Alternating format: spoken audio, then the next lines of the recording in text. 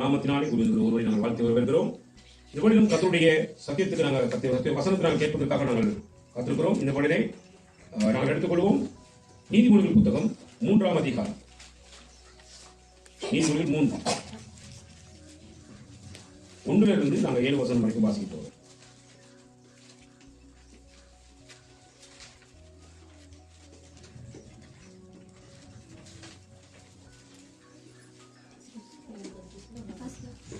இறக்கமுள்ள நல்ல ஆண்டுகளே, நல்லதூர் நாங்கள் துதிக்கிறோம், சுந்தரிக்கிறோம். இந்த நாளில் உங்களுடைய வார்த்தையை கர்த்தாவே சுவாமி நாங்கள் கேட்கும்படியாக நாங்கள் கடந்து வந்திருக்கிறோம். எங்களோடு கூட ஆண்டுகளே நீர் இடைபடும்படியாக நாங்கள் ஜெபிக்கிறோம். நீங்க பேசுகிறது நாங்கள் கேட்டு அதன்படி எங்களுடைய வாழ்க்கையை நாங்கள் உமக்காக ஆண்டவரே உருவாக்கிக் கொள்வதற்கு தெய்வம் எங்களுக்கு உதவி செய்யும். மறை உண்மை நீங்க வெளிப்படுத்தும் உங்களுடைய பரிசுத்தாவின் பிரசன்னம் அடியின் மீதும் எப்படி வந்திருக்கிற சிறு பிள்ளைகள் முதல் பிற வரைக்கும் யாவர் மீதும் ஆண்டவரே ஊற்றும்படியாக நாங்கள் ஜெபிக்கிறோம். நீங்க சில கிருபிக்காக நன்றி செலுத்துகிறோம். தொடர்ந்து முடிவரைக்கும் உங்களுடைய வல்லகரம் உங்களுடைய வளர்ந்தும்படியாக இயேசு கிறிஸ்துவின் நாமத்தில் வந்திருக்கிறோம். எங்கள் ஜீவனோடு நல்ல பிதாவே, ஆமென். நான் வாசிப்போம். 1ஆம் வசனத்திலிருந்து 7ஆம் வசனம் வரைக்கும் நாங்கள் வாசிக்க போகிறோம். உன் தேவனாகிய கர்த்தர் உனக்கு தகப்பனாக இருக்கிறார். உன் தேவனாகிய கர்த்தர் உனக்கு தகப்பனாக இருக்கிறார். இந்த தலைப்பை தான் நாங்கள் பார்க்க போகிறோம். அதனால நாங்கள் வாசிப்போம் 1ஆம் வசனத்திலிருந்து. என் மகனே, என் போதகத்தை மறவாதே. உன் இருதயம் என் கட்டளைகளை காக்க கடவது. அவைகள் உனக்கு நீடித்த நாட்களையும் தீர்க்காயுசையும் சமாதானத்தையும் பெருக பண்ணும். கிருபையும் சத்தியமும் உன்னை விட்டு விலகாதிருப்பதாக. நீ அவைகளை உன் கழுத்திலே பூண்டு அவைகளை உன் இருதயமாகிய பலகையில் எழுதிக்கொள். அதனால் தேவனுடைய பார்வையிலும் மனுஷருடைய பார்வையிலும் தயையும் நற்குத்தியும் பெறுவாய். உன் சுயபுத்தியின் மேல் சாயாமல் உன் முழு இருதயத்தோடும் கர்த்தரில் நம்பிக்கையாயிருந்து உன் வழிகளில் எல்லாம் அவரை நினைத்துக்கொள். அப்பொழுது அவர் உன் பாதைகளை செவ்வைப்படுத்துவார். நீ உன்னை ஞானி என்று எண்ணாதே, கர்த்தருக்கு பயந்து தீமையை விட்டு விலகு. அது உன் நாபிக்கு ஆரோக்கியமும் உன் எலும்புகளுக்கு ஊனமாகும். இந்த 8ஆம் வசனத்தை நாங்கள் கவனிக்கிற பொழுது உன் நாபிற்கு ஆரோக்கியமும் உன் எலும்புகளுக்கு ஊனமாகும். நல்லா கவனிச்சு பார்த்தீங்கன்னு சொன்னா, இந்த நாபு என்பதனுடைய அர்த்தம் உடம்பு அப்படின்னு சொல்றாரு. நல்ல கவனிக்க, உடம்பு. அப்ப எங்களுடைய உடலுக்கு ஆரோக்கியம் வேணும். அதானே அதே போல எங்களுடைய உடலுக்குள்ள இருக்கக்கூடியதான எலும்புகளுக்கு நல்ல சக்தி வேணும்.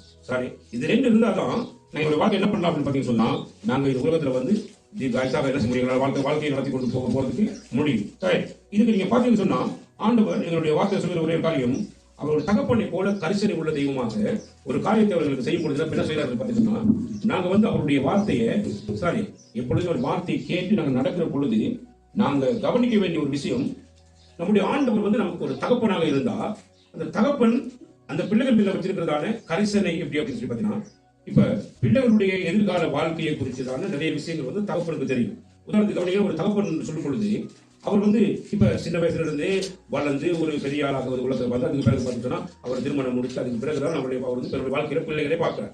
அப்ப அநேக காரியங்களை அவருடைய வாழ்க்கையில வந்து அவர் அனுபவ ரீதியில அவருடைய வாழ்க்கை வாழ்ந்த ஒரு தகப்பனாக இருப்பாங்க. உலகத்துக்குரிய ஒரு தகப்பன் அப்படி இருப்பார் இல்லையா? அதை வச்சு பாருங்க. அப்ப அந்த சாதாரணமா இந்த உலகத்தில் இருக்கக்கூடிய ஒரு தகப்பனுக்கே இவ்வளவு தூரம் வந்து அருமையான முறையில அந்த இப்படிதான் என்னுடைய வாழ்க்கை இருக்க வேண்டும் என்றதான ஒரு அனுபவம் இருக்கு பாருங்களா?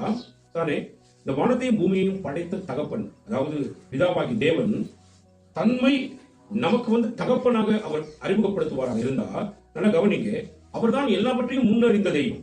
முன்னறிந்த தெய்வம் இப்ப சாதாரணமா இப்ப அவருடைய வார்த்தை சொல்றது எபேசியர் புத்தகம் 1ஆம் அதிகாரம் அந்த 3ஆம் வசனத்தை வாசிக்க உங்களுக்கு தெரியும்.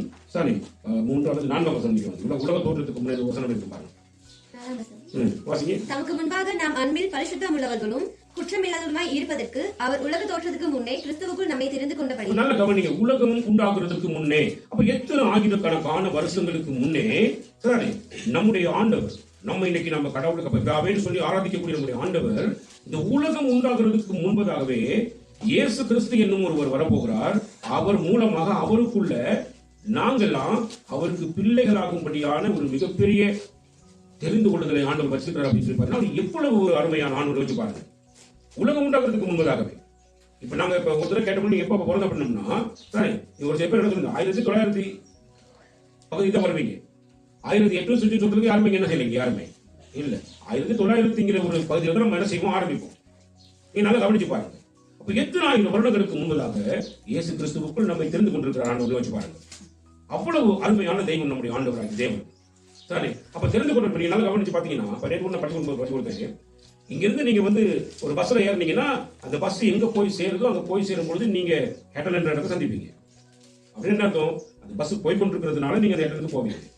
சரி, அதே மாதிரி தான் நம்முடைய வாழ்க்கையிலையும் நாம் ஆரம்பிக்கிற வயதிலிருந்து நாம போக வேண்டிய சகல தூரத்தையும் நாங்க தூரத்தை கடந்து போகும் பொழுது எதெல்லாம் எங்க வாழ்க்கையில எங்களுக்கு தேவையோ அது எல்லாவற்றையும் ஆண்டவர் முன்னதாகவே ஆயத்தப்படுத்தி வச்சிருக்கிறவர் தான் நம்முடைய ஆண்டவர். முன்னதாக ஆயத்தப்படுத்தி வச்சிருப்பார். அப்ப ஆயுதப்படுத்தப்பட்ட இடத்தை போய் அடையும் போது நம்ம அதோட வாழ்க்கை என்ன பண்ணிக்கணும்? நம்ம வாழ்க்கைக்கு அதை பெற்றுக் கொடுக்கணும். எல்லாரும் எழுதணும். அப்ப நல்ல கவனி. அப்ப ஆண்டவர் அவ்வளவுக்கு அவ்வளவாக தேவன் நம்ம மேல அவர் அவ்வளவு அன்பு வச்சிருக்கிறதே.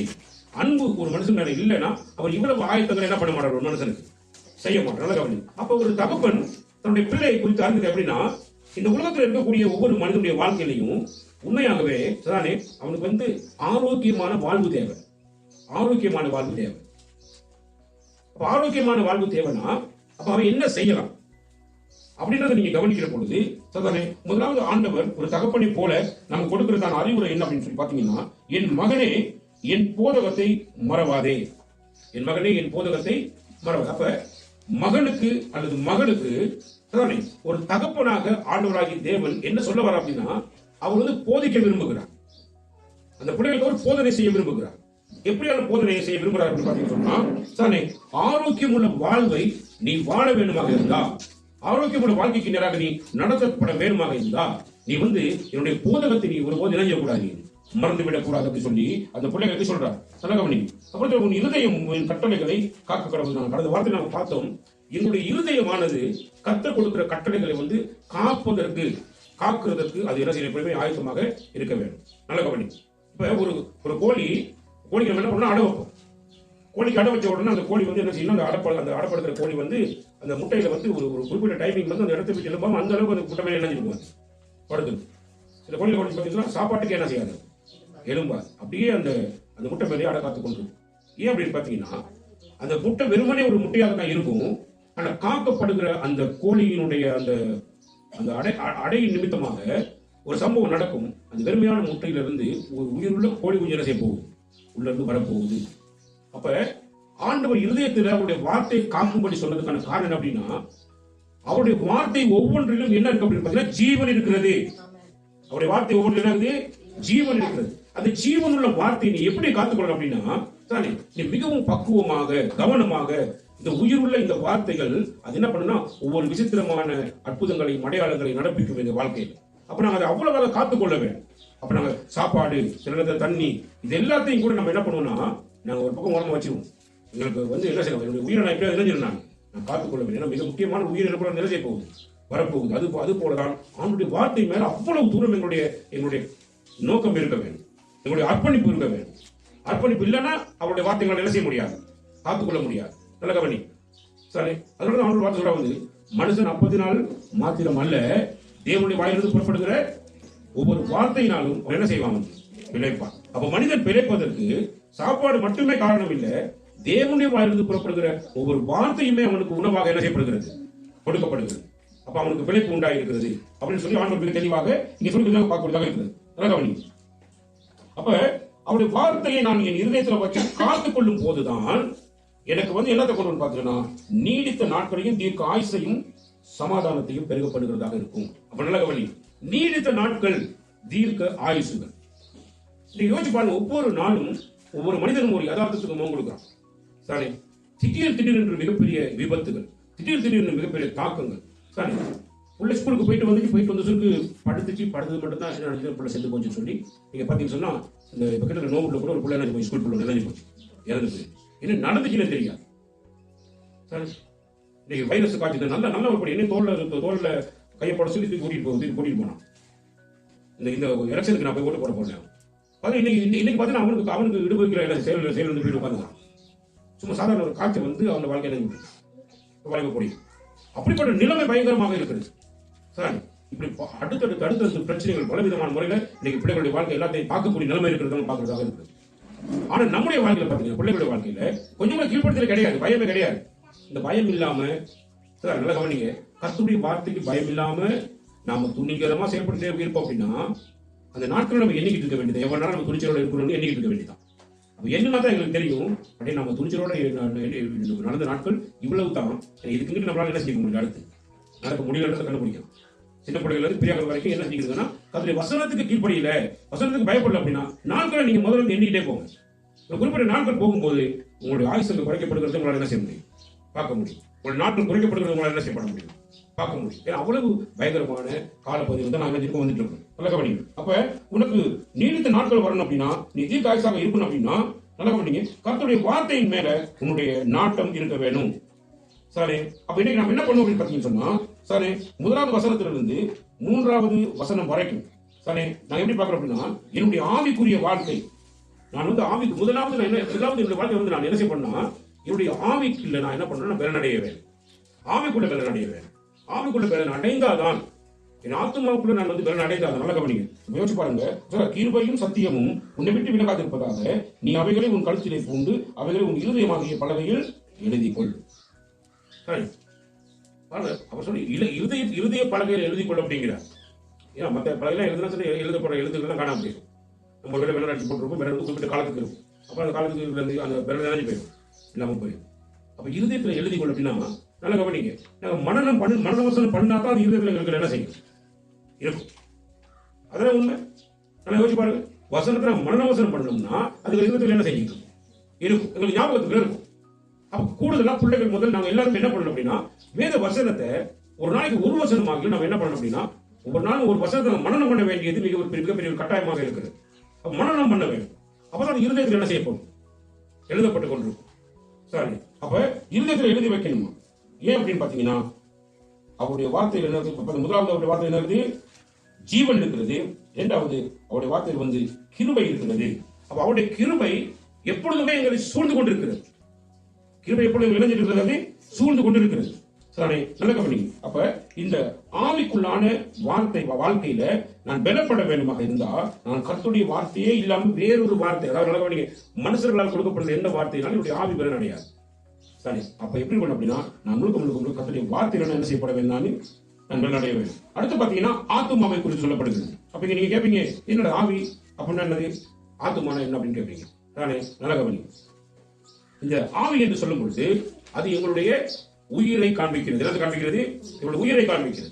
ஆத்துமா அப்படின்னு சொல்லி பார்த்தீங்கன்னு சொன்னா தானே, அதுதான் எங்களுக்குள்ள ஆண்டவரால் ஊதப்பட்டதான என்னது, ஜீவ ஆத்துமா. அப்ப இந்த ஜீவ ஆத்துமா எனக்குள்ள இருக்குது. ஆத்துமா தான் ஒரு நாள், ஆத்துமாவுக்கு தான் உருவம் இருக்குது. இந்த ஆத்துமாவுக்கு உருவம் இருக்கு. ஆனா எங்களுக்கு ஆத்துமா போகும்போது தெரியாது என்ன உள்ள போகுது அப்படின்னு. சரி, இந்த உலகத்தில் நாங்கள் வாழும் வரைக்கும் எங்களுக்கு இந்த மனித சரீரத்தை கத்த கொடுத்து வச்சுக்கிறார். அப்ப இந்த உலகத்திலிருந்து நாங்கள் பிரிஞ்சு போகக்கூடிய, ஆத்துமா பிரிஞ்சு போகக்கூடிய காலம் வரும் பொழுது அவர் மனித இதே சாயலை அவருடைய மறுரூபமான அந்த காலப்பகுதிக்கு அவர் என்ன பண்றாரு பாத்தீங்கன்னா, அந்த ரூபத்தை என்ன பண்றாங்க, அவங்களுக்கு எனர்ஜி வரும் கொடுத்து, அந்த ரூபத்தை யாருக்கும் என்ன செய்ய முடியாது, எங்களால பார்க்க முடியாத ஒரு உருவமாக இருக்கும். அது யாருக்கும் தெரியும் அப்படின்னு பாத்தீங்கன்னா, அது ஆண்டவருக்கும் ஆத்துமாவுக்கும் மட்டும் தான் தொடர்புள்ள சரீரமாக என்ன செய்யப்படும் இருக்கும். நல்லா கவனிங்க. அப்ப அங்க உயிர், அடுத்தது ஆத்மா, அதுக்கு பிறகு நீங்க பாத்தீங்கன்னா சொன்னா சரீரத்தை நம்ம என்னால கண்ணால பார்த்து கொண்டிருக்கலாம். எங்களை எப்பொழுது சரீரத்தை பார்க்கலாம். ஒரு நாள் கரடை பண்ணிட்டோம்னா கரடையை பார்க்கும் பொழுது என்னதை பார்த்துட்டு இருப்போம், நாங்க சரீரத்தை பார்த்துட்டு இருக்கோம் இல்லையா, சரீரத்தை பார்க்க முடியும்.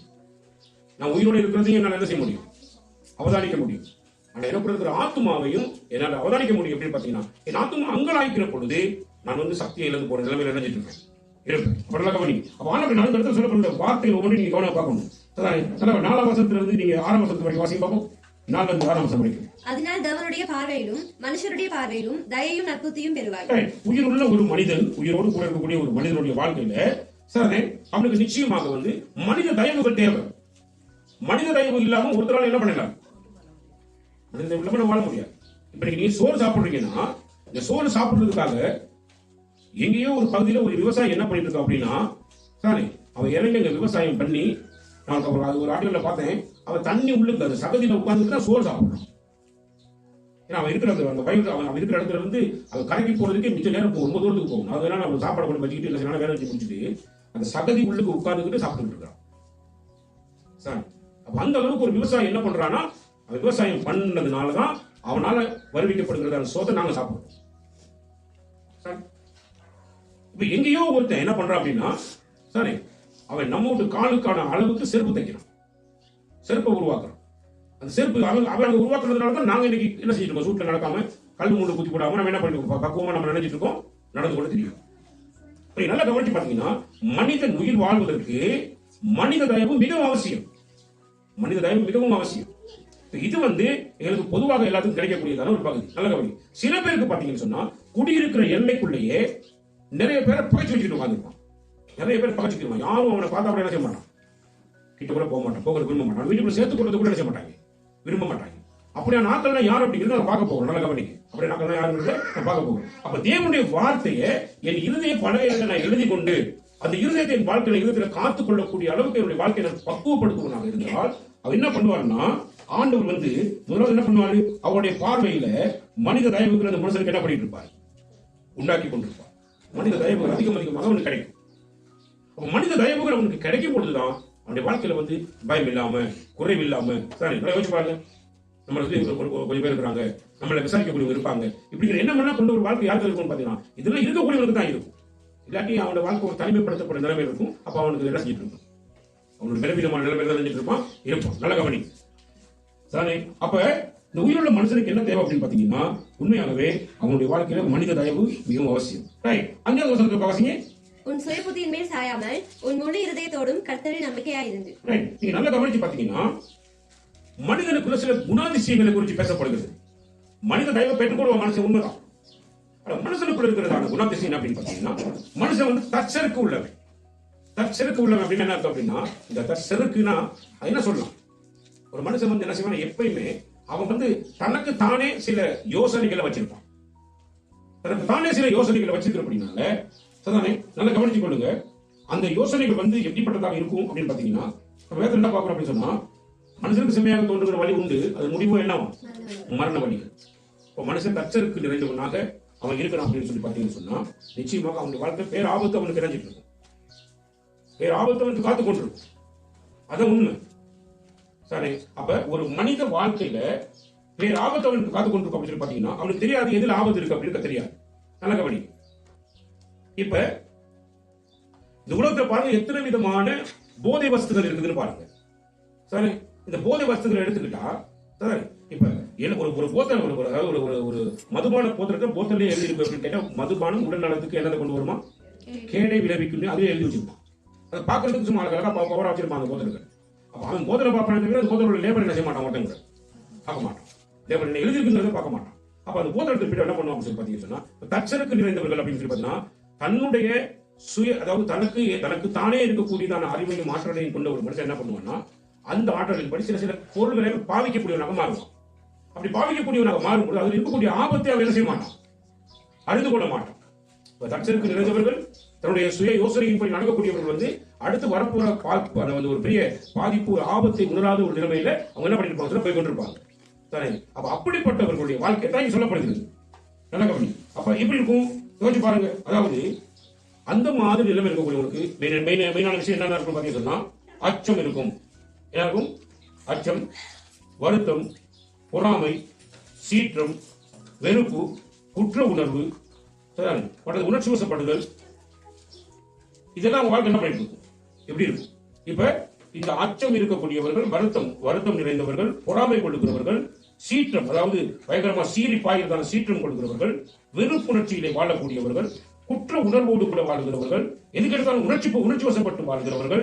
சரிதானே, அது மட்டும் இல்லாம இந்த மாதிரியான நிலைமையில் இருக்கக்கூடியவர்கள் என்ன பாத்தீங்கன்னா, சாதாரண 60% அவருடைய அதாவது அவங்களோட அந்த சரீரத்துல, அவங்களோட வாழ்கிற அந்த சரீரத்துல 60% அவங்க பலவீனமாக்கப்படுகிற நிலைமைக்கு என்ன செய்வாங்க, அவங்க 60% பலவீனம் அடைஞ்சிருவாங்க. இதை வந்து ஒரு வைத்திய நிபுணர்கள், ஆலோசகர்கள் என்ன பண்ணிருக்காங்க பாத்தீங்கன்னா, இவங்க இதை கண்டுபிடிச்சிருக்காங்க. அப்ப எதனால ஒரு மனுஷன் வந்து ஏன் பலவீனம் அடையலாம், நிறைய பேர் பல தினத்துல பலவீனம் அடைஞ்சிருவோம். சரிதானே, சும்மா இருந்தவர்கள் நெஞ்சு வலி, மயக்கம் வருது, அது வருது, இப்படி எல்லாம் ஏகப்பட்ட பிரச்சனை வருது அப்படின்னா, இதுக்கெல்லாம் காரணம் என்ன பத்தி சொன்னா, முதலாவது என்னது சொல்லுங்க, அச்சம், வருத்தம், பொறாமை, சீற்றம், வெறுப்பு, குற்ற உணர்வு, அடிக்கடி எல்லாத்துக்கும் உணர்ச்சி வசப்படுகிறதா ஒரு காரியங்கள் வாழ்க்கை இருக்குமா இருந்தா, அது 60% என்னுடைய சரத்துல வந்து என்னத்தை கொண்டு வந்துருமா, பலவீனத்தை கொண்டு வந்துடும். 60% நாங்க வந்து சரீர ரீதியில் நாங்க என்ன செய்வோம், நாங்க பலவீனப்பட்டுருவோம். சரி, அடுத்து நீங்க பாத்தீங்கன்னு சொன்னா, இதெல்லாம் வந்து சும்மா சாதாரணமா இருக்கக்கூடிய, அப்ப இது இல்லாம மதுபானத்தை குடிக்கிறதுனாலையும், சரிதானே, புகையிலை போன்றதான சில போதை வஸ்துகளை பாவிக்கிறதுனாலையும் மிகுதியா இருக்கிற 4% பேரல் அவனுடைய வாழ்க்கை என்ன செய்ய போயிருக்கும், இல்லாம போயிடும். அப்ப 100% ஒரு மனுஷனை குறித்து கணிக்கிற பொழுது அந்த மனுஷனுடைய வாழ்க்கை எப்படியான நிலைமைக்கு வருது அப்படின்னு பாத்தீங்கன்னு சொன்னா, இந்த மாதிரி விஷயங்கள் அவனுடைய வாழ்க்கையில உள்ளடக்கி வருகிற பொழுது அவன் இயல்பாகவே தன்னுடைய நாட்கள் குறைக்கப்பட்டவனாக மாறி விடுகிறான். அவனுடைய ஆயுசு நாட்கள் என்ன செய்யப்படுகிறது, சும்மாவே குறைக்கப்படுகிறது. இது ஒரு பகுதி. இப்ப தகப்பன் வந்து பிள்ளைக்கு சொல்லுகிற பொழுது சரிதானே, நீங்க வாட்சி பாத்தீங்கன்னா யாதகம் 20 வாட்சி பாத்தீங்கன்னா சரிதானே, அங்க சொல்லப்படுகிறது உன்னுடைய ஆயுசு நாட்கள் நீடிச்சிருக்க வேணும், நீ இருக்கிற தேசத்தில் உனக்கு நன்மை என்ன செய்யப்பட வேண்டும், உண்டா இருக்க வேண்டும். சரி, அது வந்து வாசிங்க. உன் தேவனாகிய கர்த்தர் அப்ப உன் தேவனாகிய கர்த்தர் உனக்கு அப்பாவாக இருக்கக்கூடிய உனக்கு தகப்பன் உனக்கு சொல்ற புத்திமதி என்ன அப்படின்னா, உனக்கு கொடுக்கிற தேசத்திலே உன் நாட்கள் நீடித்திருப்பதற்கு உனக்கு நாட்கள் உன்னை ஆயுசு நாட்கள்ல நீ நீடிச்சு வாழக்கூடிய வாழ்க்கைக்கு நீ ஆசைப்படுறனா, அப்படி நீ ஆசைப்படுகிற உனக்கு அந்த ஆயுசு நாட்கள் நீடிச்சிருக்கணுமா இருந்தா உன் தகப்பனையும் உன் தாயையும் கனம் பண்ணுவாயா. நல்ல கவனி. அப்ப இந்த காரியங்கள்லாம் எங்க உள்ளடக்கப்பட்டிருக்கு அப்படின்னா, ஜீவனுள்ள தேவனுடைய போதகமாக எங்களுக்கு வெளிப்படுகிறது. ஜீவனுள்ள தேவனுடைய போதகமே எங்களுக்கு வெளிப்படுகிறது. அப்படின்னா பாப்பா உனக்கு ஆயுசு நாட்கள் பெருகணும், நீ வந்து வாழ்நாட்கள் நீடித்திருக்க வேணும் அப்படின்னு உனக்கு ஆசை இருக்கு அப்படின்னா, நீ தகப்பனுடைய போதகத்தை என்ன செய்ய, நீ கேட்டு நடக்க வேண்டும். உனக்கு கொடுக்கப்படுகிற பெற்றோர்களுடைய உபதேசத்துக்கு என்ன செய்யணும், நீ கீழ்படிய வேண்டும், அவங்களை நீங்க கனம் பண்ண வேண்டும் சொல்லி சொல்லியிருக்கிறது. இந்த கனம் பண்ணாதவர்கள் இந்த போதகத்தில் தகப்பன தாயை கனம், தகப்பன்னா யாரு, தாயின்னா யாரு, இவங்க எல்லாம் ஆண்டவருடைய ஸ்தானத்தில் இருக்கக்கூடியவர்களாக தேவனுக்கு கொடுத்திருக்கிறார். அப்படி கொடுக்கப்பட்டவர்களை கனம் பண்ணாம அவர்களை வந்து ஒரு அற்பமான பாத்திரங்களாக எண்ணக்கூடிய பிள்ளைகள் எப்படி இருப்பாங்க பாத்தீங்கன்னு சொன்னா, அவங்க இந்த 60% 40% உங்க வாழ்க்கையில் என்ன பண்ணி பாத்தீங்கன்னா, கட்டாயம் உங்க வாழ்க்கையில என்ன செய்ய ஆரம்பிச்சோம், செயலாற்றுறதுக்கு ஆரம்பிச்சோம். சரி, இப்படி கீழ்படியாக என்ன பண்ணுவாங்க, உடனடியா மதுபான பிரிவுகளாக மாறுவாங்க. புகையிலை போன்றதான பலவிதமான போதைகளுக்கு என்ன பண்ணுவாங்க, அடிமைப்பட்டு போயிருவாங்க. இப்படி அடிமைப்படுகிறதுனால அப்ப சின்ன வயசுலயே அவங்க என்ன பண்றாங்கன்னா, அவங்களோட சரீரத்துல அதாவது உயிர் வாழ வேண்டியதான எல்லா பார்ட்ஸ்களும் உள்ள வந்து அப்படியே செயலிழக்கத்தக்கதான காரியம் எல்லாம் என்ன பண்ணிட்டு இருப்பாங்க, நடந்து கொண்டு இருக்கும். நல்ல கவனி. அப்ப மனிதன் வந்து உயிர் வாழ வேண்டியது மிக முக்கியம், உயிர் வாழ்வதற்கு மனித தாய்வாளனுக்கு மிக முக்கியம். உண்மை. ரெண்டாவது நீங்க பாத்தீங்கன்னு சொன்னா, அவனுடைய சுய புத்தியில சாயக்கூடிய நிலைமை அவனுக்குள்ள வருகிற பொழுது சரி, அவன் தன்னை எப்படி மறந்து விடுகிறான் அப்படி பாத்தீங்கன்னு சொன்னா, அவன் வந்து ஆண்டவர் தங்கும் ஆலயமாக இந்த உலகத்தில் படைக்கப்பட்ட மனிதன் என்பதை அவன் என்ன பண்ணி போடுறான், மறந்து விடுகிறான். வேற என்ன சொல்லுது, நீங்க அதாவது ஒருவன் தேவனுடைய ஆலயத்தை கேட்டுத்தால், எப்படி வாசிங்க, 1 கொரிந்தியர் 3ஆம் அதிகாரம் 17ஆம் வசனம். ஒருவன் தேவனுடைய ஆலயத்தை கெடுக்கிறதுக்கு ஏன் முயற்சி செய்யணும் அப்படின்னு பாத்தீங்கன்னா, அது அவனுடைய சுய புத்தி, அவனுக்குள்ள ஏற்படுகிற சுய புத்தி, செருக்கு நிறைந்த ஒரு மனிதனுடைய வாழ்க்கை என்ன பண்ணுது அப்படின்னு பாத்தீங்கன்னா, அவன் இருதயத்துல தேவனுடைய வார்த்தையை அவன் வந்து என்ன செய்ய வச்சுக்கணுமா, எழுதி வச்சுக்கணுமா, இருதயத்துல தேவனுடைய வார்த்தையை வச்சு என்ன செய்யணுமா, காத்துக்கொள்ள வேண்டும். இது ரெண்டும் அவன் செய்யாத பட்சத்தில் அவன் என்ன பண்றான் அப்படின்னா, அவன் செருக்கு நேரம் நிறைந்த ஒரு மனுஷனாக மாறுகிறது நிமித்தமாக அவன் தேவன் தங்கும் ஆலயம் என்றதை அவன் மறந்து போய் இந்த மாதிரியான அவனுடைய வாழ்க்கையை கெடுத்துக் கொள்ளக்கூடிய சகல விதமான காரியங்களை என்ன படிக்கிற வாழ்க்கையில பண்ண ஆரம்பிச்சிடறான். என்ன பண்ண ஆரம்பிச்சிடறான், மதுபான பிரியனை மாறிடுறான், இன்னும் பல விதமான போதைகளுக்கு எல்லாம் என்ன பண்ணிடுறான், தன்னை அடிமையாக்கி கொடுக்கிறான். சரி, இப்படி தன்னை அடிமையாக்கி இந்த போதை மருந்துகள் உள்ள வருகிற பொழுது என்ன நடக்கும் பாத்தீங்கன்னு சொன்னா, எங்க வசனத்துக்கு வாசிக்க சொல்லுது, யாருக்கு ஐயோ, யாருக்கு வேதனை, யாருக்கு துக்கம், யாருக்கு சண்டைகள். நல்லா வாசிங்க, வசனத்துக்கு வாசிங்க. சரி, அங்க நீங்க பாத்தீங்கன்னு சொன்னா சரி, ஒரு சம்பவம் இருக்கு இல்லையா, சொல்லுவது மதுபானத்தை குடிச்சோன்னா அவன் பல விதமான நோக்கத்தை நோக்கி பார்ப்பான். வாசிங்க.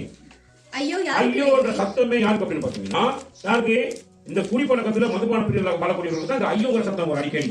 ஐயோ நேற்று அநியாயமா 5000 போச்சு, அநியாயமா 10,000 போச்சு, நல்லா தானே கையில காசு வச்சிருந்தேன் நான், 2 பேரும் வந்தா இங்க குடி போனா எல்லாத்தையும் ஒண்ணு வாங்கிட்டான் அப்படின்னா, அப்ப ஐயோங்கிற சத்தம் அவனுக்கு மட்டும் வர போறாது. அவன் குடிச்சிட்டு வந்து வீட்டுல உள்ள ஐயோ குடிச்சிட்டு வந்துட்டானே படும்பாவி, இன்னைக்கு குடும்பத்தில் நடக்க போதே தெரியாது. சரி, அப்ப குடும்பத்தில் பலதரப்பட்ட பிரச்சனைகள், தூக்கம் இருக்காது, பிள்ளைகளுடைய வாழ்க்கையில படிப்பு இருக்காது, படிக்கக்கூடிய பிள்ளைகளுக்கு நல்ல ஒரு விதமான சந்தோஷம் சமாதானம் கிடைக்காது, பலதரப்பட்ட பிரச்சனைகள் அந்த வீட்டுக்குள்ள என்ன செய்வாங்க உண்டாங்க. நல்ல கவனி, வாசிங்க. ஐயோ யாருக்கு வேதனை, யாருக்கு துக்கம், யாருக்கு சண்டைகள், யாருக்கு புலம்பல், யாருக்கு காரணமில்லாத காயங்கள். குடிச்சவனுக்கு வந்து சரி, நினைச்ச மாதிரி அவன் நினைச்ச மாதிரி சண்டை போடுவான், நினைச்ச மாதிரி சும்மா உளுந்து கை கால உடச்சிக்கிட்டு உடம்புல காயங்கள் அவனுக்கு காயப்பட்டது கூட தெரியாம வருவான். அவனுக்கு காயப்பட்டது கூட அவனுக்கு என்ன செய்யாது, தெரியாது. சண்டை பிடிச்சது அவனுக்கு தெரியாது. சரி, தேவையில்லாத வார்த்தைகளை பேசுறது அவனுக்கு தெரியாது. யோசிச்சு பாருங்க ஒரு குடிகார நிலைமை எப்படின்னு சொல்லி. வாசி. யாருக்கு ரத்தம் கலங்கின கண்கள், யாருக்கு ரத்தம் கண்ணெல்லாம் எப்படி கண்ணெல்லாம் கலங்கி போய் தான் இருக்கும், ரத்தம் தேன் இருக்கும். நீங்க நல்லா கவனிச்சு பாத்தீங்கன்னா, இந்த போதையை உட்கொள்ளுகிறவர்களுடைய வாழ்க்கையில அவன் எங்க கிடக்குறான், என்ன நடக்குது, எப்படி எல்லாம் உழுகுறான், யார் அவனை அடிச்சா ஒண்ணுமே தெரியாது. அந்த நிலைமைக்கு ஒரு மனிதனுடைய ஆள் என்ன செய்யறான், ஆளாக்கப்படுகிறான். மதுபானம் இருக்கும் இடத்திலே தங்கி தரிப்பவர்களுக்கும் மதுபானம் இருக்கிற இடத்துல தங்கி மதுபானம் அப்படின்னு சொல்லி பார்க்கும்போது அது குடிக்கக்கூடிய ஒரு திரவம். பானம்னா குடிக்கக்கூடிய ஒரு திரவம் தானே. அந்த திரவத்தை விரும்பி குடிக்கிறது. இன்னைக்கு அது இல்லாம இன்னைக்கு நிறைய இன்ஜெக்ஷன் ரீதியில டெப்லெட் ரீதியில நிறைய விதமான போதைகள் உலகத்தில் என்ன இருக்குது இன்னைக்கு வந்திருக்கிறது. அப்ப நாங்க அதை இனங்கண்டு நாம அதுக்கு தப்பிக்கணுமா இருந்தா வேத வசனத்தை காத்துக்கொள்ள வேண்டும். வேத வசனத்துக்குள்ள அது நமக்கு அது அவசியம் இல்லை. அது நம்ம தேடி கூட பார்க்க மாட்டோம். நம்முடைய பிள்ளைகளை தேடி போக மாட்டாங்க. இதற்கு நம்ம கவனமாக இருக்க வேண்டும். சரி வாசி. கலப்புள்ள சாராயத்தை நாடுகளுக்கும் தானே. மதுபானம் தங்கி மதுபானம் இருக்கிற தங்கி இருக்கிறவனுக்கும் கலப்பு நிறைஞ்ச சாராயத்தை போயிட்டு கவனி நாடுகிறவனுக்கும் தான் அந்த மாதிரியான பிரச்சனை எல்லாம் நினைச்சிட்டு இருக்கும். அப்ப அந்த குடும்பத்துல என்ன இருக்காதுன்னு கேட்டீங்கன்னா ஐயோங்கிற சத்தம் இருக்குமே தவிர அங்க சந்தோஷமான மகிழ்ச்சியான ஒரு சம்பவம் அந்த குடும்பத்தில் என்ன செய்யாது, இருக்கவே இருக்கா. அதுபோல வசம் கொடுப்பாங்க, வாசி பாருங்க. அவன் என்ன செய்வானா, அவனுடைய கண்கள் பரஸ்திரியை நோக்கும். வாசிங்க. உன் கண்கள் பரஸ்திரிகளை நோக்கும். உன் கண்கள் பரஸ்திரின்னு சொன்னா நல்லா கவனிங்க. பரஸ்திரி அப்படின்னா என்ன அர்த்தம் அப்படின்னு சொன்னா நல்லா கவனிங்க. இவங்கெல்லாம் யார் அப்படின்னு கேட்டா ஒழுக்கம் கெட்ட பெண்கள். ஒழுக்கம் கெட்ட பெண்கள் அல்லது நீங்க பாத்தீங்கன்னு சொன்னா இவனுக்கு சம்பந்தமே இல்லாத வேற ஒரு பெண்ணை என்ன செய்வாங்க நோக்கி பார்ப்பான். அது ஒரு தவறான உறவு முறையை வெளிப்படுத்துகிறது. அப்ப குடிக்கக்கூடிய ஒரு மனுஷன் குடின்னு ஒருத்தர் இருக்கு அப்படின்னா ஒருத்தர் குடிக்கிறானா அவன் சொல்ல இல்லைங்க வா நான் நல்ல வாழ்க்கையை வாழ்ந்துருக்கேன், உனக்கு நல்ல உத்தமனா இருக்கிறேன் தானே, உனக்கு நான் உத்தமமான வாழ்க்கை உனக்கு நான் வாழ்ந்துட்டு இருக்கிற அப்படின்னு சொல்றேன். அப்படின்னா நாங்க யாரும் நம்ப தேவையில்லையே அப்படின்னு பாத்தீங்கன்னா இங்க வேதம் மிக தெளிவா சொல்லிக்குது. ஒருத்தர் குடிக்கிறானா இருந்தாலே அவனுக்குள்ள இப்படியான பாவம் என்ன செய்யும், அவனுக்குள்ள வரும். அவன் என்ன பண்ணுவான், குடிக்கிறவனாக இருந்தா நிச்சயமா அவனுடைய வாழ்க்கையில் அவனுடைய பிள்ளைகளை மறப்பான். தனக்கு உள்ள ஒரு அருமையான ஒரு மனைவியை மறந்துட்டு அவன் பரஸ்திரிகளை என்ன செய்ய நோக்கி பார்க்கிற ஒரு மனுஷனாக மாறி விடுகிறான். அப்ப நல்லா கவனிங்க, பால் உறவுல சரிதானே மோசகரமான உறவு முறையில் அவன் ஈடுபடுகிறதுனால அதன் நிமித்தமாக என்னென்ன வியாதி வரப்போகுது பத்தி சொன்னா சொல்லுவாங்க எய்ட்ஸ் சரிதானே, இப்படியான பயங்கரமான வியாதிகள் எல்லாம் அவனை தாக்கும்போது மிகுதியா இருக்கிற 40% அவனுடைய வாழ்க்கை மனுஷனுடைய வாழ்க்கை என்ன செய்யப்பட போகுதுன்னா அழிக்கப்பட போகிறது. எல்லாரும் தேவை செஞ்சு கவனிங்க. 60% நாங்க பார்த்திருக்கிறோம். மிச்சம் 40% என்னன்னு பார்த்தோம்னா தவறான உறவு முறைகள் எல்லாம் போயிட்டு உறவுகளை வச்சிருக்கிறது நிமித்தமாக இவங்க என்ன பண்ணுவாங்க, தங்களுடைய வாழ்க்கையில பல விதமான கொடிய நோயாகிய எய்ட்ஸ் போன்ற தொழுநோயை போன்ற இப்படியான ஏகப்பட்ட விதமான நோய்கள் எல்லாம் அவங்களுக்குள்ள கொண்டு மொத்தமா அழிஞ்சு போறதுக்கான ஒரு வேலை என்ன பண்ணிடுவாங்க வாழ்க்கையில ஏற்படுத்திக் கொள்வாங்க. எதாவது நாங்க பார்க்கிறோம். நல்ல கவனி. அப்ப இந்த சுய புத்தியில சாயக்கூடிய ஒரு மனிதனுடைய வாழ்க்கை எப்படி இருக்குங்கிறது நீங்க யோசிச்சு பாத்தீங்கன்னா எல்லா உலகத்துக்கு நிறைய பேர் வாழ்க்கை சுய புத்தி தான். சுய புத்தி தான். தன்னுடைய சுயமா சிந்திக்கக்கூடிய தன்னுடைய சுய சிந்தனைகளினாலே தன்னுடைய சுய புத்தியினாலதான் இவ்வளவு பெரிய காரியங்களை வாழ்க்கை நடத்தி அற்ப ஆயுசல் என்ன பண்ணிடுவாங்க, அற்ப ஆயுசலுக்கு வாழ்க்கை போய் சேர்ந்துடும். சரி, இப்ப சுய புத்தியில சாயம் என்ன செய்வான், நானே கடவுள் அப்படிமா, இல்ல உருவாக்குறது தான் கடவுள் அப்படிமா, அது 4 பேரை நம்ப வைப்பான். இவன் என்ன செய்வான், இவனும் அதுல என்ன செஞ்சுட்டு இருப்பான், இவன் அதுல உட்காந்து நம்ம வச்சு அவர் களி ஆடி எல்லா காட்சியும் பண்ணிட்டு உட்காந்துருப்பான். நல்ல கவனி. இதுல என்ன நம்ம ரொம்ப கவனமாக இருக்க வேண்டும். சரி, அப்ப சுய புத்தியில என்ன செய்யக்கூடாதுன்னா சாயக்கூடாது. அப்ப இங்க இந்த சுய புத்தின்னு சொல்ற சம்பவம் வரும்பொழுது என்னுடைய ஆத்மாவை குறித்து தான் பேசப்படுகிறது. என்னுடைய ஆத்மா எப்படி இருக்கணும் அப்படின்னா என் கர்த்தரை சார்ந்திருக்க வேண்டிய ஒரு ஆத்மாவாக என்னுடைய வாழ்க்கையை அவருக்கு ஒப்புவிக்க வேண்டும். அது என்ன சொல்ல பார்த்துச்சுன்னா உன் இருதயத்தோடும் அதாவது உன் முழு இருதயத்தோடும் கர்த்தரில் நம்பிக்கையா இருந்து உன் வழிகளில் எல்லாம் அவரை நினைத்துக் கொள். அப்படி நினைத்துக் கொள்ளுங்கிறத விட இது ஒரு புதிய மொழிபெயர்ப்புல நம்ம பாப்பமா இருந்தா நீ அவரை ஏற்றுக்கொள்ளுன்றது அர்த்தம். நீ என்ன செய்ய, யாரை ஏற்றுக்கொள்ளு, நீ ஏசப்பாவை என்ன செய்ய உன் வாழ்க்கையில ஏற்றுக்கொள். அவருடைய வார்த்தை உன் வாழ்க்கையில ஏற்றுக்கொள். அவருடைய வார்த்தை உடைய வாழ்க்கையில நீ ஏற்றுக்கொள்கிற பொழுதுதான் நீ என்ன பண்ண மாட்டேன்னா நீ சுய சிந்தனையில சுய புத்தியில நீ என்ன செய்ய மாட்டேன், ஓட மாட்டேன். அப்ப சுய புத்தியில சுய சிந்தனையில ஓடி நடக்கக்கூடியவர்கள் வாழ்க்கையில தான் என்ன இருக்கும். நல்ல கவனி. இப்ப ஒருத்தர் குடிச்சிட்டு வீட்டுக்கு போனா அவனுக்கு என்னத்தை குடிச்சு போனா அவனுக்கு ஒரு பயம் வரும். ஐயோ குடிச்சிட்டமே, அதை பண்ணிட்டோம் இதை பண்ணிட்டோமே, நீங்க எப்படி வீட்டை போயிட்டு ஒரு பயம் வரும், அச்சம்லாம் வரத்தோங்க. நல்ல கவனிங்க. இந்த மாதிரி ஒரு மனிதனுடைய வாழ்க்கையில இப்படி பல மோசமான விஷயங்களை பண்ணிட்டு இருக்க நேரம் அவன் பாருங்க அச்சம் வர ஆரம்பிச்சிருது, அதுக்கு ஒரு வருத்தம் வர ஆரம்பிச்சிருது. அது மட்டும் இல்லாம நிறைய பேர் வாழ்க்கை என்ன செய்யுது, இயல்பாவே பொறாமையான எண்ணம் அதிகப்படுத்த இருக்கு. இந்த பொறாமை எங்க ஆரம்பிச்சிச்சு, எத்தனை பேருக்கு ஞாபகம் இருக்கு எங்க ஆரம்பிச்சிச்சு பொறாமை? மொத்த பிள்ளைகள் இடத்துல ஆரம்பிச்சு, முதல் பிள்ளைகள் இடத்துல ஆரம்பிச்சது பெற்றோர்களுக்கு பிறந்த முதல் பிள்ளைகளுடைய வாழ்க்கையில தான் அந்த பொறாமை என்பது ஏற்பட்டுச்சு. சரி, அதாவது தேவனால் அங்கீகரிக்கப்பட்ட ஒரு மனிதனை தேவனால் அங்கீகரிக்கப்படாத ஒரு மனிதன் என்ன செய்யறான், அவனை பார்த்து பொறாமை கொள்ளுகிறான். அதுக்கு என்ன காரணம் அப்படின்னு பாத்தீங்கன்னா அவன் தன்னுடைய சுய புத்தியில சாஞ்சான். இவன் தேவனை ஏற்றுக்கொண்டவன் வாழ்ந்தான். யாரு? ஆபேல் என்ன பண்ணானா தேவனை ஏற்றுக்கொண்டான். தேவனை ஏற்றுக்கொள்கிறவர்கள் வாழ்க்கையில் என்ன நடக்கும் அப்படின்னா அவன் தீர்க்க ஆயுசு உள்ளவனாக இருப்பான். வாழ்க்கை ரொம்ப கெட்டியா இருக்கும். சரீரத்துல நல்ல ஆரோக்கியமா இருப்பான். சுகவேல பத்திரமா வச்சிருப்பான் கர்த்தர். அப்ப அவனை பார்க்கிறவன் இவன் வந்து சுயபுத்திர சாயறதுனால இவங்கிட்ட அச்சம் இருக்கும், வருத்தம் இருக்கும், பொறாமை இருக்கும். சரிதானே? எதுக்கெடுத்தாலும் சீருவான், வெறுப்புணர்வு, குற்ற உணர்வு, அது அடிக்கடி உணர்ச்சி வசப்படுகிற காரியங்கள் இதெல்லாம் அவனுக்குள்ள இருக்கும். யாருக்குள்ள இருக்கும்? தேவனை சார்ந்திராதவனை, அதாவது தேவனை ஏற்றுக்கொள்ளாதவனிடத்துல இருக்கும். அப்ப தேவனை ஏற்றுக்கொள்கிறவனுடைய வாழ்க்கை எப்படி இருக்கும் அப்படின்னு பாத்தீங்கன்னா, அவன் தேவனை ஏற்றுக்கொண்டிருக்கிறபடினால அவன் எதுக்கிட்ட உணர்ச்சி வசப்பட மாட்டான். ஏன்னா அவனுக்கு கர்த்தரோடு இருக்கிறார். அவர் ஒரு காரியத்தை அவனுடைய வாழ்க்கை என்ன செய்வார்? நன்மையான செய்வார். தீமை சகல தீமையும் கர்த்தருக்கு நன்மையாக மாற்றுவார். கர்த்தரோடு கூட கர்த்தருடைய வார்த்தைக்குள்ள இருக்கிற என்ன பண்ணுவானா, அவர் எல்லா தீமை என்ன பண்ணுவார்? எனக்கு நன்மையாக மாற்றி தருவார் என்ற நம்பிக்கை உள்ளவனாக இருப்பான். சரி, அப்ப தேவனோடு கொடுக்கிறவனுக்கு அச்சம், பயம் வருமா? அது பயப்பட மாட்டான். எதுக்கு பயப்பட மாட்டான்? ஏன் பயப்பட மாட்டானா? அவனுக்கு எந்த பயம் இருக்காது. அவனுக்குள்ள யார் இருக்கிறது? அவனுக்குள்ள பெரிய ஆண்டவர் இருக்கிறார். அதனால அவன் பயப்பட போறது இல்லை. சரி, அவனுக்கு பயப்படக்கூடிய வாய்ப்பு இருக்காது. சரி, அதை நீங்க நல்லா கவனிச்சு பார்க்க வேண்டும். சரி, அப்ப இவன் வந்து என்ன செய்வான்? எங்கிட்ட சீரி பாயில வேலை என்ன செய்ய மாட்டான். வாழ்க்கையில அவன் பொறுமை உள்ளவனாக இருப்பான். எப்படி பொறுமையை கடைபிடிக்கிறான் அப்படின்னா, அவனுக்குள்ள பொறுமை உள்ள ஆண்டு, நீடிய பொறுமை உள்ளவன் அவனுக்குள்ள என்ன பண்ணிருக்கிறார்? வாழ்ந்து கொண்டிருக்கிறார், வாசம் பண்ணி கொண்டிருக்கான். அப்ப நீடிய பொறுமை உள்ள ஒரு மனுஷன் என்ன பண்ணுவான்? அதை வாழ்ந்து கொண்டிருப்பான். நல்லா கவனி. இப்படி எல்லாம் வாழ்ந்தபடினால இவன் அந்த 60 வீதத்தில் என்ன பண்ணுவான்? 60 விகித காரியத்தில் அவன் என்ன பண்ணுவானா, அவன் பலன் உள்ளவனாக, ஆரோக்கியம் உள்ள மனிதனாக அவனுடைய வாழ்க்கையை வாழ்வதற்கு ஒரு வாய்ப்பை கர்த்தர் தமது வார்த்தை மூலமாக அவனுக்கு ஏற்படுத்தி கொடுக்கிறார். நல்லா கவனி. நீங்க உங்க சமுதாயத்தில் இருக்கக்கூடிய ஒரு பிள்ளைகளுடைய வாழ்க்கை, உங்க வீட்டில் இருக்கக்கூடிய ஒரு கணவன் மனைவி மாற்றி வாழ்க்கையில சரி இந்த மாதிரி நிலைமையில எல்லாம் இருக்கிறாங்க அப்படின்னா, தயவு செஞ்சு ஆண்டவராகிய இயேசு கிறிஸ்துவனுடைய வார்த்தையை ஏற்றுக்கொள்ள சொல்லுங்க. அப்ப அவரே அதை ஏற்றுக்கொண்டதுக்கு சமமாக மாறும். அப்ப அவங்களுடைய வாழ்க்கையில ஒரு புதிய மாற்றத்தை கர்த்தர் உண்டாக்குகிறவராக இருப்பார். சொல்லுங்க அல்லேலூயா. சரி, அப்ப அடுத்த கட்டத்தை பாத்தீங்கன்னு சொன்னா, இந்த தேவனுக்குள்ள நடக்கக்கூடிய ஒரு மனிதனுடைய வாழ்க்கை, ஆண்டவருக்காக தன்னுடைய ஆத்மாவை ஒப்புக் கொடுத்த மனிதனுடைய வாழ்க்கை எப்படி பாத்தீங்கன்னா, அவன் மதுபானத்தை என்ன செய்ய மாட்டான்? நாட மாட்டான். எந்த ஒரு கெட்ட போதைப் பொருட்கள் என்ன பண்ண மாட்டான்? அவன் நாட மாட்டான். ஏன்னா அவன் எல்லாம் நாடுகிற பொழுது, அவன் செய்கிற பொழுது சரி அவன் என்ன பண்றான் அப்படின்னு பாத்தீங்கன்னா, இது மூலமா பாவம் அதிகமாக பெருக்கெடுக்கும். பாவம் பெருகிற பொழுது அது என்னத்தை செய்யும்? சரி, அது ஒரு மிகப்பெரிய கொடூரமான காரியத்தை பண்ணும். யாக்கோபு 1ஆம் அதிகாரத்தை நீங்க வாசி பாத்தீங்கன்னா, சரி ஒருத்தன் வந்து இச்சைக்கு என்ன செய்யப்படுறான்? இழுக்கப்படுகிறான். இச்சையினால் இழுக்கப்படுகிறான். அந்த இச்சையானது என்ன செய்யும்? என்ன செய்யும்? கற்பத்தை தரிக்கும். அப்புறம் கற்பனை என்ன செய்யாது? பாவத்தை பிறப்பிக்கும். வசனத்தை வாசிங்க. அவனவன் தன் சுய இச்சையினாலே இழுக்கப்பட்டு, அவனவன் தன் சுய இச்சை, அப்ப சுய புத்தியில சாயக்கூடியவன், அவனுக்குள்ள சுய இச்சை வருகிற பொழுது, இச்சை என்ன அப்படின்னா ஆசை, அதாவது ஆசையை விட ஒரு வித்தியாசமான ஒரு உணர்வு நிறைஞ்ச ஒரு ஆசை, வெறித்தனமான ஆசை, செஞ்சதான் ஆகணும்ன்ற ஒரு ஆசை. எவ்வளவு கேட்க மாட்டேன், எங்க அப்பா அம்மா சொல்ல கேட்க மாட்டேன், யாரும் கேட்க மாட்டேன். ஒரு இதுல ஓடி இருக்கக்கூடிய ஒரு வித்தியாசமான ஒரு ஆசை பிடிச்சவன் என்ன பண்ணுவானா, சரி அவன் இச்சையினால் இழுக்கப்பட்டு வாசிங்க.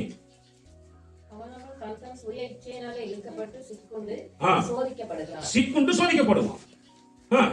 பின்பு இச்சையானது கர்ப்பம் தரித்து பாவத்தை பிறப்பிக்கும். பின்பு இச்சையானது என்னது பண்ணுமா? கர்ப்பம் தரிக்கும். இச்சையானது கர்ப்பம் தரிக்கும். அப்படி ஒரு பெண் வந்து கர்ப்பவதி ஆகிறது போல அந்த இச்சையானது அவனுடைய சரீரத்துல ஒரு மிகப்பெரிய கர்ப்பத்தை தரிக்க துவங்கும். அது ஒரு அப்படின்னா கர்ப்பம் தரிக்கணும் என்ன அர்த்தம் அப்படின்னா, அது ஒரு உயிருள்ள ஜீவனாக வெளிப்படும். நல்லா கவனிங்க. ஒருத்தருக்குள்ள ஏற்படுகிற இச்சை, இன்னைக்கு தகப்பை மாறி தாய் மாறி செய்யற சரிதானே, அவங்களுக்குள்ள இருக்கிற அந்த இச்சை என்ன செய்யும் அப்படின்னா, கொஞ்சம் உள்ளுக்கு ஒரு கருத்தரிச்சு அது ஒரு பாவ புள்ளையாகவே பிறக்கும். அந்த புள்ளை என்ன பண்ண பாத்தீங்கன்னா, அது அப்படியே 8 அடி பாய்ஞ்சா நான் 16 அடி பாய்ஞ்சு காட்டு பாயும். எங்க ஆயி 10 அடி பாய்ஞ்சா நான் 20 அடி பாய்ஞ்சு என்ன செய்யும்? காட்டும். ஏன்னா அது வந்து அப்படி கற்பம் தரிச்சு ஒரு உயிரோட்டம் உள்ள ஒரு புள்ளை இந்த உலகத்துக்கு கொண்டு வந்துடும். நல்லா கவனிங்க. அதான் பாவத்தை பிறப்பிக்கும். அப்ப அது ஒரு ஜீவனையை வெளியே கொண்டு வந்து நிறைய பேர் வாழ்க்கையை கொஞ்சம் கவனிச்சு பாருங்க. சரிதானே? தகப்பன்மார் தாய்மார் வந்து செய்யறதான அந்த தேவனுக்கு பயப்படாத ஒரு பயம், கீழ்ப்படுதல் இல்லாத ஒரு வாழ்க்கை வாழ்கிற பெற்றோருடைய பிள்ளைகளுக்கு நீங்க கவனிச்சு பாத்தீங்கன்னா, அந்த பிள்ளைகள் வந்து அந்த அப்பா அம்மாவை விட பட்டும் பயங்கரமானவர்களாக என்ன செய்வாங்க? ஏன் இவங்க கற்பம் தரிச்சு ஒரு பிள்ளை என்ன பண்ணிக்கிறாங்க? பெற்றுக்கிறாங்க. பாவத்தை பிறப்பிக்கும் அப்படின்னு சொல்லப்படுது வேதத்துல. அப்ப எவ்வளவு யோசிச்சு பாருங்க. அப்ப என்ன நடக்கும் அப்படின்னு பாத்தீங்கன்னா, நம்முடைய ஆயுசு நாட்களே குறைவு. இதுல வேற இந்த மாதிரி ஒரு காரியத்தை என்ன பண்ணி போறோம்? நம்ம வாழ்க்கையில ஏற்பாடு பண்ணிடுறோம். ஆண்டு வந்து அவருடைய ஆணையத்தை ஒருத்தர் கெடுத்தானா அவனை என்ன பண்ணுவேன்? கெடுப்பேன்னு சொல்றான். நியாய தீர்ப்பை அவனுக்காக வச்சிருக்கிறான். கெடுப்பேன்னு சொல்றான். அப்ப என்ன தப்புன்னா, நல்ல கவனிங்க. சரி, சுய புத்தியில சாய்ந்து வாழக்கூடிய ஒரு மனிதனுடைய வாழ்க்கையில வரப்போற எந்த ஒரு பேராபத்தையும் அவன் அறியாதவனாக எல்லா காரியத்தையும் பண்ணிட்டே இருப்பான். இப்ப கிட்ட நீங்க கேள்விப்பட்டிருக்கு, ஒரு 19 வயசு பொடி, 19 18 வயசுல தெரியல, 18 வயசுல படிச்சு கேள்விப்பட்டேன் நான். சரி, குடிச்சிட்டு வேற இடத்துல போயிருக்கான். குடிச்சிட்டு வேற இடத்துல போயிட்டு அந்த குட்டி வரியில வேன் ஓடி தேவையில்லாத ஒரு பெரிய பேராபத்தை சந்திச்சு இன்னைக்கு அவன் உயிரோட இல்லை. அந்த ஸ்பாட்லயே அவன் என்ன செஞ்சிட்டான், செத்து போயிட்டான். ஏன்னா சுய புத்தியில சாய்ந்து இந்த மாதிரியான சுய சிந்தனைகள், சுய புத்தி, அவனுக்குரிய எல்லா விதமான திமிர்களையும் ஓட்டத்தை ஆரம்பிக்கிற மனிதனுக்கு பேராபத்து எந்த நிலையில் அவனுடைய வாழ்க்கையை சம்பவிக்கும் என்றதை அவன் உணராமையே இருப்பான் வாழ்க்கையில். அது திடீர்னு ஒரு நாள் அவனுடைய வாழ்க்கையில என்ன செஞ்சோம் சம்பவிக்கும். நல்ல கவனி. அப்ப என்ன சொல்ற அப்படின்னா, நீ உன்னுடைய முழு இருதயத்திலையும் யாருக்கு சொல்றாங்க, யாரும் சொல்றாங்க. இப்ப இந்த நாட்கள்ல போதைகளை தேடி போதை வசதிகளால் பாதிக்கப்படக்கூடிய பிள்ளைகள் யாரும் ஸ்கூல் பிள்ளைகளுக்குள்ள என்ன நடக்குது, ஸ்கூல்ல என்ன நடக்குது, ட்ரக்ஸ்கள் பண்ண வச்சுக்கிறான். அந்த ட்ரக்ஸ்கள் எப்படி இந்த பிள்ளைகள் சாப்பிடுது, இந்த பிள்ளைகள் விரும்புகிற சாப்பாட்டுகள் அதை என்ன செய்றாங்க, சேர்க்கிறாங்க. ஏன்னா ஸ்கூலுக்கு போனோடனே பிள்ளைகள் ஒரே கடையில் போயிட்டு கடையில் போயிட்டு அந்த வாங்கி திக்கிறதுலாம் அந்த ஸ்கூல்ல நடக்கிற ஸ்கூல் முன்னாடி இருக்கிற அந்த கடைக்காரங்களை அவங்க டார்கெட் பண்ணுவாங்க. அந்த கடைக்காரங்க கிட்ட சொல்லிடுவாங்க, இந்த டொபிக்கு பதில் இந்த டொபியை வித்துரு அப்படிமா. டொபியை திங்கிறவங்க, தின்பண்டங்கள் அடிக்கடி கடைகளில் வாங்கி சாப்பிடுறவங்க, இவங்களுக்கு அந்த ட்ரக்ஸ்கள் என்ன செய்யும், உள்ள ஓடிடும் தானே. அப்ப நாம எவ்வளவு கவனமாக இருக்க வேண்டும் அப்படின்னா, உங்களுக்கு நீங்க எப்ப நீங்க கடை இடத்துல போயிட்டு டொபி வாங்கி இனிப்பு சாமான் வாங்கி சாப்பிடுறது தானே, இந்த பொரிச்ச சாமான் வாங்கி சாப்பிடுறது எல்லாம் நீங்க எப்ப நீங்க மிஸ் பண்றீங்களோ, எல்லாம் எப்ப விடுறீங்களோ அப்ப உங்களை நீங்க காப்பாத்திக்கலாம். இதுல எல்லாம் என்ன பண்ணுவோம் அப்படின்னா, அதுக்கான காரியத்தை என்ன பண்ணுவோம், சரியா கொண்டு போயிருவோம் தானே. உதாரணத்துக்கு பாத்தீங்கன்னா, இந்த பருப்பு வடையை பொரிச்சு வைக்கிறாங்க, பிளாஸ்டிக் துண்டை போட்டு, பிளாஸ்டிக் துண்டுகளை வெட்டி போட்டு பொரிப்பாங்க. அது பிளாஸ்டிக்ல இருக்கிற ஏதோ ஒரு கெமிக்கல்ஸ் அந்த பருப்போடைய சும்மா முறுமுறுன்னு வச்சிருக்குமா. எங்க வீட்டுல அதான் வாங்கி வருவாங்க. நல்ல கவனி. இதுல நம்ம எப்ப விடுறோமோ அப்பதான் நமக்கு பேராபத்து இருந்து விடுதலை நம்ம என்ன செய்யலாம், பெற்றுக்கொள்ளலாம். பிள்ளைகள் ரொம்ப கவனமா இருக்கணும். விரும்பி சாப்பிட நிறைய பிள்ளைகளுக்கு சாக்லேட் நமக்கு பேய் மாறி பிள்ளைங்க பிள்ளைங்க தானே அடையும். சாக்லேட்ல நம்ம திங்கிறது நம்ம நல்ல கவனிங்க, ரொம்ப கவனமாக இருக்கணும். இந்த மாதிரி விஷயங்களை நம்ம கவனமாக, இதுகளுக்குள்ள தான் என்ன அனுப்புறான், ட்ரக்ஸ்கள் அனுப்புறான், போதைகளை அனுப்புறான். அப்ப எப்பயுமே சத்துருவான் என்ன பண்ணுவானா, யார் எதுல நாட்டம் வச்சுக்கலாம் அதுக்குள்ளதான் கொண்டு போய் செய்வான், தனிடுவோம். இதுகளும் நம்ம விலகி நடக்கிறதுக்கு நம்ம பிள்ளைகளுக்கு நம்ம வழிகாட்டுகள் என்ன செய்யணும், நம்ம கொடுக்க வேண்டும். சாரி, நல்ல கவனிங்க. அப்ப ஒருவன் இயேசு கிறிஸ்துவை ஏற்றுக்கொள்ள வேண்டும். இயேசு கிறிஸ்துவை ஏற்றுக்கொள்ள எப்படி ஏற்றுக்கொள்றான் அப்படின்னா, அவருடைய வார்த்தையை அவன் ஏற்றுக்கொள்கிற பொழுது அவன் தேவனையே அவனுடைய உள்ளத்துல என்ன பண்ணிக்கிறான், முழு இருதயத்திலேயே கர்த்தரை ஏற்றுக்கொள்கிறான். அப்ப கர்த்தரை அவன் ஏற்றுக்கொள்கிற பொழுது தானே, நல்ல கவனிங்க. அப்பொழுது அவர் உன் பாதைகளை செம்மைப்படுத்துவார் அப்படின்னா, இந்த மாதிரியான நிபந்தனை அவருடைய வார்த்தைகளை நான் என்ன செய்யணும், நான் என்னுடைய இருதயத்துல மறக்க கூடாது. எப்பயுமே நான் மறக்காம இருக்கிற அவருடைய வசனத்தை வச்சுக்கிறேன். அவருடைய வசனத்தை நான் இருதய பலகைகள்ல எழுதி வச்சுக் கொள்ளக்கூடிய அளவுக்கு நான் அவருடைய வசனத்தை மனனம் பண்ணி எப்பொழுது வசனத்தை உறுதியாக நான் இந்த வாழ்க்கை என்ன செய்ய நான் கருத்திருக்க வேண்டும் தானே. மூன்றாவது வாழ்க்கை நல்லா கவனிங்க. முதலாவது ஆவி, அடுத்தது ஆத்மா, அடுத்தது சரீரம். அப்ப இந்த சரீரத்துல நான் எப்படிப்பட்ட ஒரு நிலைமைக்குள்ள இருக்கிறது பார்த்தீங்கன்னா தானே, நீ உன்னை ஞானி என்று எண்ணாதே, கர்த்தருக்கு பயந்து தீமை விட்டு விலகு. அப்ப என்னுடைய சரீரம் பாதுகாக்கப்பட வேண்டுமா இருந்தால் என் முழு இருதயத்திலையும் என் கர்த்தரை நான் ஏற்றுக்கொள்ள வேண்டும், அவருடைய வார்த்தை நான் ஏற்றுக்கொள்ள வேண்டும்.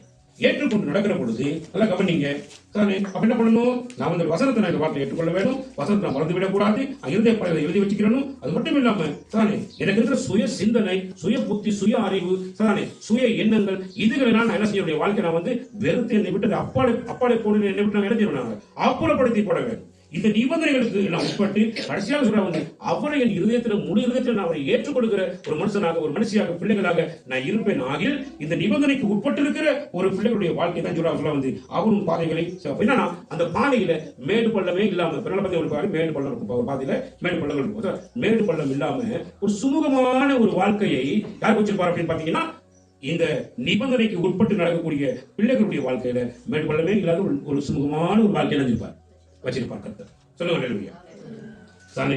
அப்படி அந்த மாதிரி மேடு பள்ளம் இல்லாத ஒரு சுமூகமான வாழ்க்கை வாழக்கூடியவனுடைய ஒரு வாழ்க்கை தான் எப்படி இருக்கும் பார்த்தீங்கன்னா, அவன் உடம்புக்கெல்லாம் ஆரோக்கியத்தையும் அவன் எலும்புகளுக்கெல்லாம் சக்தியையும் என்ன பண்ணி வச்சிருக்கான், கொடுத்துருக்கும். அப்ப எலும்பு உறுதியா இருக்கும், உடம்பு ஆரோக்கியத்தால் நிறைஞ்சிருக்கும். இந்த உடம்பும் இந்த உடலும் இந்த உடலுக்குரிய அந்த எலும்புகளும் தானே சக்தி பெற்று அது ஆரோக்கியமான நிலைமைக்கு வருகிற பொழுது அவனுடைய வாழ்க்கை தீர்க்காயுசு உள்ள வாழ்க்கையாக என்ன செய்யும் இருக்கும். இது இந்த உலகத்துக்குரிய காரியம்.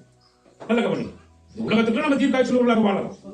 அப்ப உலகத்துக்குள்ள தீர்க்காயுசு உள்ளவர்களாக வாழுகிற பொழுது நாங்க என்னத்தை பண்ணிட்டு பாத்தீங்கன்னா, நாங்கள் உலகத்துக்கு அப்பாற்பட்ட பரலோக ராஜ்யத்துக்கு உரியதான ஆசீர்வதிக்கப்பட்ட அந்த வாழ்க்கைக்கு உரிய வாழ்க்கையை இங்க எங்களுடைய வாழ்க்கையை நாங்கள் நடைமுறைப்படுத்தி வாழ்ந்து கொண்டிருக்கிறோம். அப்படின்னால அங்க எங்களுக்குரிய எல்லா தேவைகளும் நிறைவாக சந்திக்கப்பட்டிருக்கும்.